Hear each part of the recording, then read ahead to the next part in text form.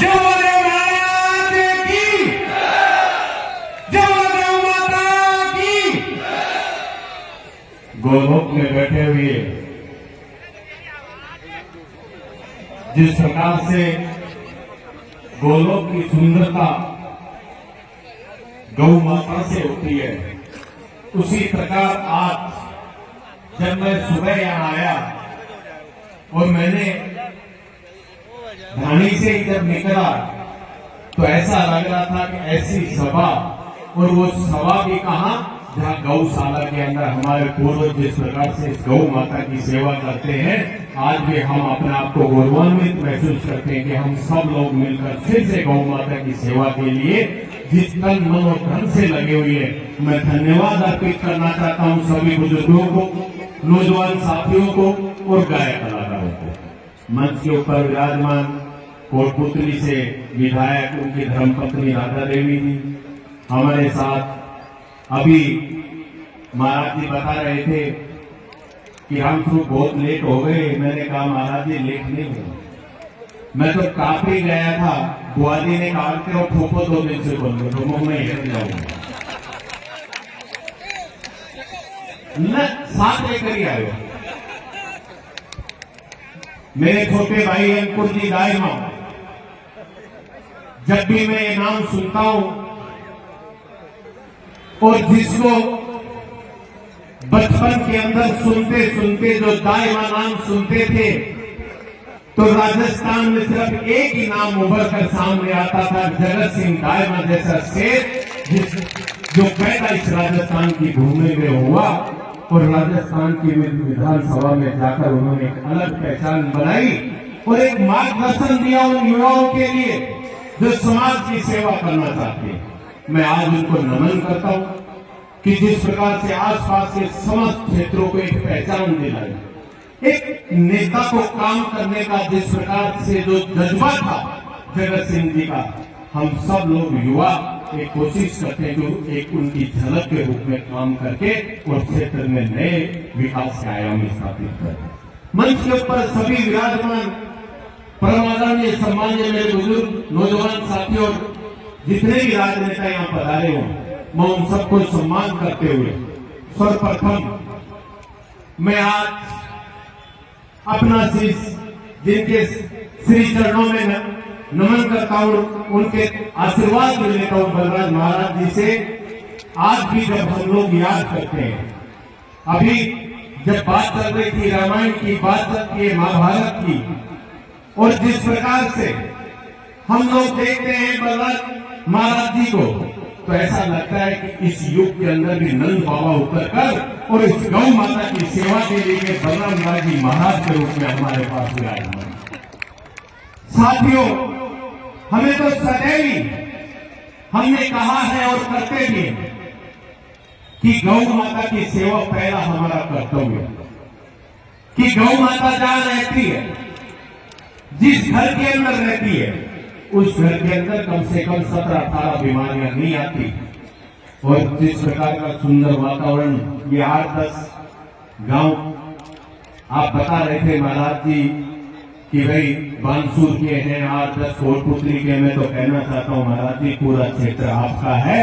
और जितने भी लोग हमने कल से बातें सुनी, तो एक ही बात थी, हमें तो सुबह बलराम महाराज जी के यहाँ जाना, इससे बड़ा हमारा कोई सौभाग्य नहीं हो सकता। एक पहचान दिलाई आपने इस क्षेत्र को, एक पहचान दिलाई आपने कि जब हम कोई व्यक्ति उम्र से बड़ा और छोटा नहीं होता है। मैं आज कहना चाहता हूं मेरे बुजुर्गों से, नौजवान साथियों से, कि जिंदगी लंबी नहीं होनी चाहिए, जिंदगी सार्थक होनी चाहिए, जो लोगों के काम आ सके और गौ माता के काम आ सके। और आपने सार्थक करके दिखाया महाराज जी, इस उम्र में आपने जिस प्रकार से ये रोका, एक मन में जरूर पीड़ा है कि जिस मां की हम आराधना करते, पूजा करते हैं, आज हम गौशाला होते हैं, उसके लिए 3-4 साल तक जब संचालित होती है, तब राज्य सरकार द्वारा उसको बजट मिलता है। और प्रत्येक एक सरकार की योजना, एक नंद जो हमारे ये जो बैल है, जो हमारे अंकित है इनके लिए एक नंदीशाला खोली जाए तो तुरंत प्रभाव से उनको सरकार की तरफ भी आर्थिक सहायता मिलती है, ताकि प्रत्येक ग्राम पंचायत अगर खोल दी जाए तो मैं समझता हूँ किसी शहर में किसी खेत के अंदर किसी प्रकार का नुकसान नहीं होगा।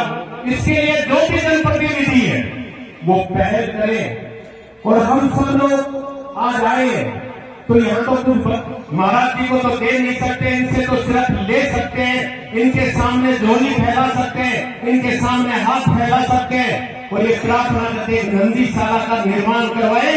आप दोनों विधायकों से मिलकर 5 बीघा जमीन आवंटित करवाए, ताकि हमारे जो किसान भाई ये बैठे हुए हैं जो रात को खेत में इसीलिए जाते हैं गेहूं नहीं आ जाए और हमारे किसी प्रकार का नुकसान नहीं हो जाए। ये तो सरकार के लिए अगर 5 बीघा जमीन मिल जाए तो मैं समझता हूँ कि इन किसानों के और खेत मिल जाएंगे। हम सब लोग यहाँ जो बैठे हुए बहुत अच्छा लगता है कि जब आप लोगों ने इतना दान, मैं तो बहुत अपने आप को भाग्यशाली मानता हूँ कि एक छोटे से व्यक्ति का आप लोगों के बीच में जन्म हुआ और सौभाग्यशाली इसलिए भी मानता हूँ कि मुझे भी आप लोगों की सेवा करने का मौका मिला और मैं तो इसी बात के लिए अपने आप को धन्यवाद आप सबको आपके चरणों में अपना शीश नवाता हूँ और ये कहना चाहता हूँ कि रामस्वरूप कसाना जब तक जीवित रहेगा आपकी सेवा के लिए रहेगा। जब भी आप लोग बुलाओगे आपके बुलाओ के बीच में चलाएगा, इस बात का विश्वास दिलाना चाहता हूँ।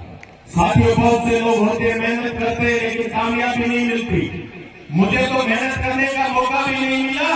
आपने सबसे पहले राजस्थान की विधानसभा में भेजने का काम जो मुझ पर जो उपकार किया है, ये मैं इस जन्म में इस उपकार को मिटा नहीं सकता और इस उपकार की भरपाई भी नहीं कर सकता। लेकिन इतना जरूर कहना चाहता हूँ मेरे किसान भाइयों को, मेरे नौजवान भाइयों को, जहां तक मेरी आवाज जा रही है, मेरी मंत्र शक्ति को, मैं कहना चाहता हूँ कि रामस्वरूप कसाना के शरीर में रक्त की अंतिम बूंद रहेगी, तब तक रामस्वरूप कसाना अपना सेवक बनकर आपकी सेवा करता रहेगा। ये विश्वास दिलाना चाहता हूँ। साथियों, हम सब लोग मिलकर काम करेंगे और जहां भी कोई बुराई आएगी उसको डटकर मुकाबला करेंगे। अब तो समय आ गया है, हम जिस प्रकार से गौ सेवा में अपना योगदान दे रहे हैं, हमारे जो महासी कलाकार जिस प्रकार से कोई भी ग्रंथ हो उस ग्रंथ को उठाकर अपने कंठ से जिस प्रकार से उसका उच्चारण करते, मैं समझता हूँ इससे बड़ा हमारे लिए सौभाग्य की बात नहीं हो सकती। वो समय दूर नहीं कि राजस्थान के अंदर अगर आप लोग गाय करा सकते हो, बकरी करा सकते हो, आने वाला समय है कि आपके राजस्थान का पायलट बनकर और पूरे राजस्थान के अंदर उस पायलट को उस कुत्ते पर बिठाने का काम भी हम सबको मिलकर करने की आवश्यकता है। हमें मिलना है, मिलकर लड़ाई लड़नी है। आज आप सब लोगों ने जो प्यार देखा, जिस प्रकार का जो हम सब ने जो सपना देखा है, वो सपना जल्दी पूरा होगा, क्योंकि हम सदैव लोगों की सेवा करने को ही अपना धर्म मानते हैं। हम चाहते हैं कि जब भी कोई अतिथि हमारे घर आता है तो हम उसको भगवान की तरह पूजते हैं। हमने कभी किसी की पीठ में छुरे घोंपने का काम नहीं किया। अगर किसी व्यक्ति ने हमें ललकारा है तो हमने उसका सामना किया है और गद्दारी हमारे खून में नहीं है। आने वाला समय आपका होगा और इस समय का सदुपयोग करना होगा। और सदुपयोग कैसे करोगे? सदुपयोग करना है कि अपने बच्चों को और अपनी बच्चियों को पढ़ाओ और लिखाओ और उनको सबसे पहले कहो कि जिस प्रकार से पहले हमारे बुजुर्ग, हमारी माताएं घर में रोटी बनाती थी तो पहली रोटी गौ माता को और दूसरी रोटी कुत्ते को डालती थी। वो क्यों डालती थी, क्यों बनाती थी, उसका एक रीजन है और आप लोगों के बीच में मैं कहना चाहता हूँ। जब पहली रोटी हम गौ माता के लिए बनाते थे, दूसरी रोटी हम कुत्ते को डालते थे, उसका एक अपना अलग ही वो था कि जो उन अच्छी शक्तियां हैं वो उनके बच्चों के चारों तरफ आवरण बनकर उनकी रक्षा करती थी। आज मैं तो कहना चाहता हूँ मेरी मातृ शक्ति जो यहाँ बैठी हुई है, आज आपको कसम लेकर जानी है कि कैसा भी काम हो, कैसा भी नहीं हो, लेकिन सबसे पहले जब रोटी बने तो गौ माता की रोटी बने और गौशाला तक पहुंचनी चाहिए। ये मेरी मातृ शक्ति से मैं निवेदन करना चाहता हूँ। अब मैं तो कहना चाहता हूँ मेरे नौजवान साथियों को कि आजकल हमारे नौजवान करते तो प्रणाम ही है, लेकिन प्रणाम भी करते तो गोड़ों तक हाथ लगाते हैं, इसका कोई फायदा नहीं मिलेगा। जो हमारे बुजुर्ग थे, जब हम उनके चरण स्पर्श करते हैं, जब उनके अंगूठे के ऊपर हाथ लगाकर सर पर लगाते, तो मैं आज आपको विश्वास दिलाना चाहता हूं नौजवान साथियों, अपने बड़े बुजुर्गों का चरण स्पर्श ध्यान से करके फिर माथे पे लगाने ना, आपको रोटी मिले या नहीं मिले, लेकिन ऐसी शक्ति मिलेगी जिससे आप बुरी से बुरी शक्ति का भी सामना कर सकते हो। हमें मिलकर लड़ाई लड़नी है, हमको सोचना है, और आज हम सब लोग करते हैं। जब भी कोई बात आती है, तो जब मैं मंच पर खड़ा हुआ तो मैंने भी अरदास की, तो बलराम महाराज जी से की। हमारा भी कर्तव्य बनता है कि मैं भी पटेल साहब से निवेदन करूंगा कि कोटपुतली के अंदर कहीं 5 बीघा जमीन हो नंदीशाला के लिए, तो इनके नाम से वो करवाए, ताकि हम सबका भला हो सके।